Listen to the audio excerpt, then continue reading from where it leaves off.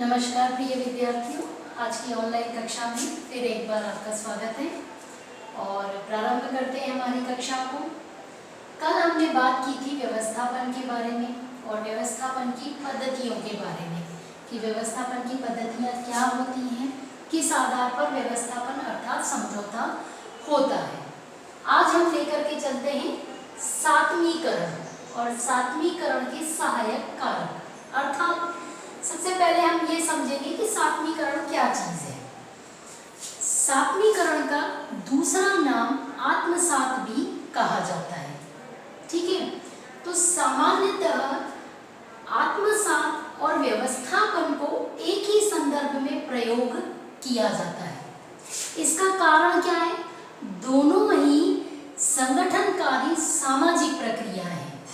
ठीक, लेकिन जो समाजशास्त्री हैं उन्होंने आत्मसात और व्यवस्थापन दोनों को ही अलग अलग तरीके से प्रयोग करते हैं। दोनों ने भिन्न कुछ अंतर उसमें बताया है। ठीक है, जैसे संघर्ष और प्रतिस्पर्धा के बाद जब सहयोग की तरफ बढ़ते हैं हम लोग, तो उसमें जो पहला कदम होता है वो होता है व्यवस्थापन और उसका जो दूसरा कदम होता है वो होता है आत्मसात। ठीक है, तो अब इसको हम कैसे समझें? व्यवस्थापन में एक व्यक्ति अपने आप को सामाजिक वातावरण के अनुकूल बनाने का प्रयत्न करता है और जबकि आत्मसात में क्या होता है?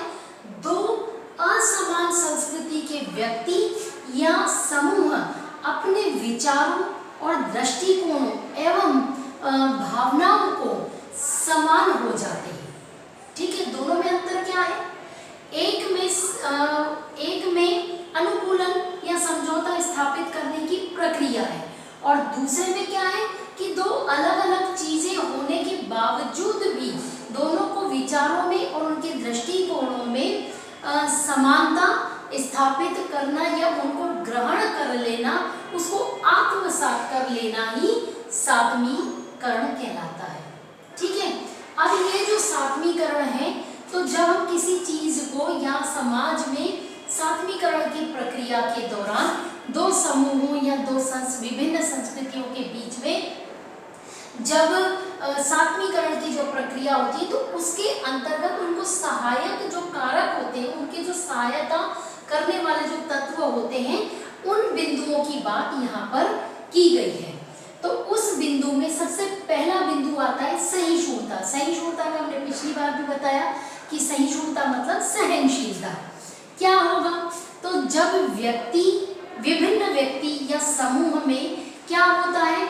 सहनशीलता होती है, तो आत्मसात के जो अवसर होते हैं वो अधिक होते हैं। इसके अभाव में क्या होगा? वो आत्मसात यदि नहीं करेगा तो विघटन होगा।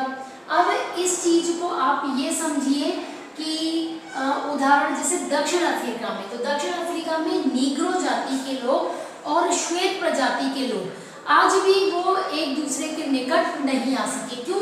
क्योंकि उनमें सात्वीकरण की प्रक्रिया के अंतर्गत सहिष्णुता का अभाव है, उनमें सहनशीलता नहीं है। ठीक है, दूसरी बिंदु आती है कि सात्वीकरण के सहायक तत्व में समीपता एवं सामाजिक संपर्क। क्या होगा?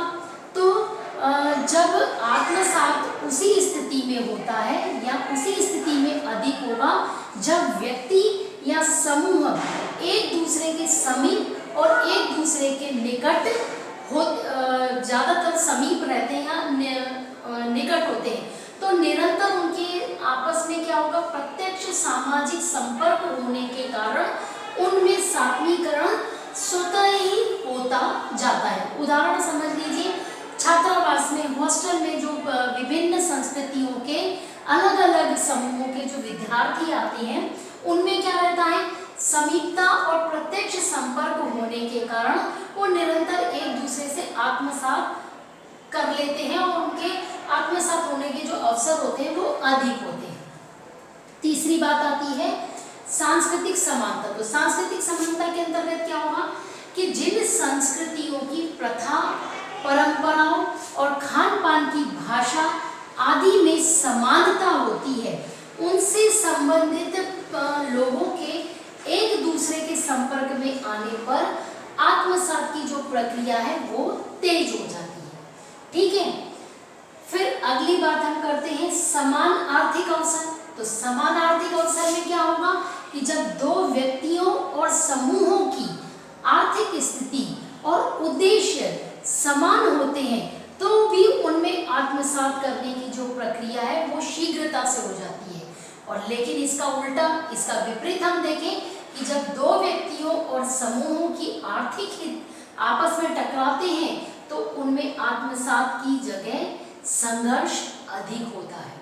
ठीक, अगली बात आती है मिश्रण बिंदु। जब विभिन्न प्रजातियों, जो अलग अलग जाति के लोग हैं, अलग अलग रक्त समूह, सबका ब्लड ग्रुप अलग है, ऐसे समूहों से जो संबंधित व्यक्तियों का वैवाहिक संबंध जब बनते हैं तो क्या होगा, इसमें जो आत्मसात करने की प्रक्रिया होगी वो मिश्रित होगी। क्योंकि क्या होगा, विभिन्न अलग अलग संस्कृति के लोग आपस में उनकी खान पान, भाषा, रहन सहन सब अलग होगा, लेकिन वो एक दूसरे के साथ वैवाहिक संबंध में बंध जाने के कारण वो एक दूसरे की संस्कृतियों को धीरे धीरे अपनाते चले जाते हैं और वो उसी संस्कृतियों में आत्मसात हो जाते हैं। ठीक है, फिर अगली बात आती है समान समस्याएं। इसके क्या होगा कि समाज में जब व्यक्तियों, समूहों की समान आर्थिक, समान धार्मिक, समान राजनीतिक और ये समस्याएं होती हैं तो उन्हें हल करने के लिए परस्पर एक दूसरे का सहयोग करते हैं, जिसमें आत्मसात हो जाता है।